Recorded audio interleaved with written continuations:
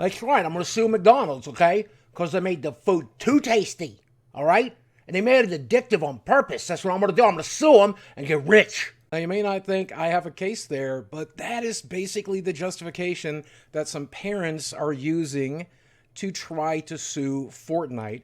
And this has already been approved by a Supreme Court justice in Quebec, saying it's going to court. They absolutely think this case has merit. And as you guys can tell, I do have a history of addiction, especially when it comes to games.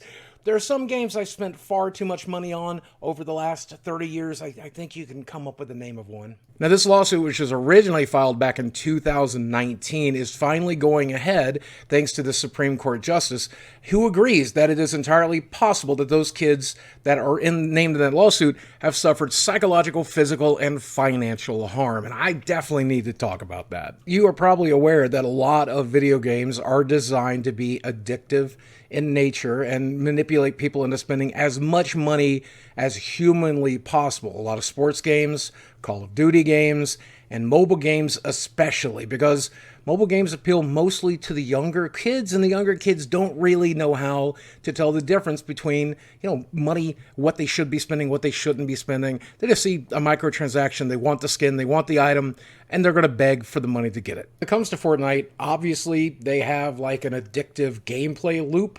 Most games do. That's the reason you like them. But they've actually gone above and beyond, adding skins from every franchise, including now a Mr. Beast skin.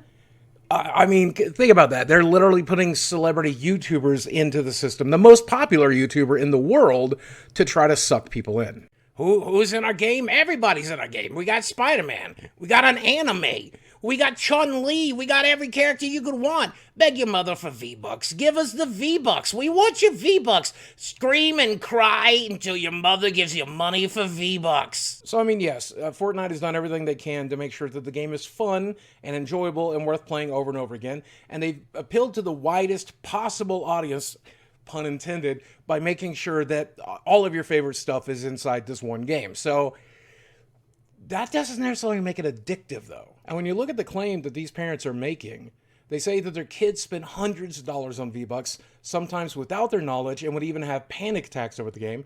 And one of the kids was frequently up until 3 a.m., having played almost 8,000 hours of Fortnite in 2 years. That's a lot. So I think it's pretty obvious those kids were addicted. If you're stealing money to buy the thing you want, you're probably addicted to it. If you spent that kind of time playing a game that much, you're probably addicted to it. Lord knows I spent that much time playing World of Warcraft at EverQuest back in the day, and I definitely was addicted to that. But can you blame Fortnite for that? But who is to blame in a situation like this? Because you really can't blame the kids. They are kids. They're extremely susceptible to this stuff, and video game companies, specifically mobile developers, know that. So that's why they target kids. And because I've never been a parent, it's awkward for me to say it's the parents' fault. I mean, I know growing up in my home, which was atypical, if I tried to play a video game for 8,000 hours amongst 2 years, that would have never happened. And if I stole money to get V-Bucks or get something I wanted or even get something that I needed, I was going to be in a tremendous amount of trouble.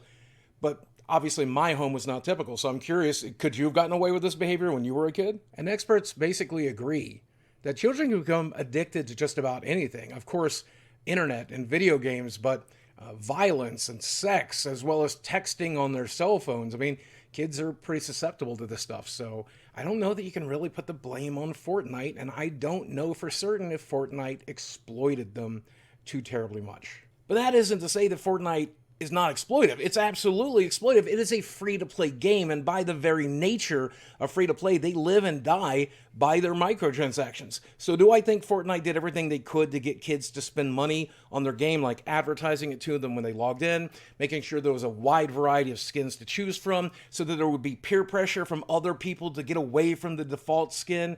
Absolutely. Fortnite has exploited children. But was it purposely addictive? But this exploitive world is specifically targeting children. Is the world that we all knew we were going to live in. And the folks like Total Biscuit and Jim Sterling and all of these other consumer advocates warned that this was the future we had. And now we're dealing with it. And I'm curious to see how this plays out in court. Hey, but here's where I ask the question, what do you think? Do you think Fortnite is exploitive? Do you think it's purposely addictive? What do you feel about microtransactions? Do you have kids? And if so, are they addicted to Fortnite? Let me know in the comments section below. While you're down there, drop a like on this video. And as always, thanks for watching. I love you very much, and I will speak with you again soon.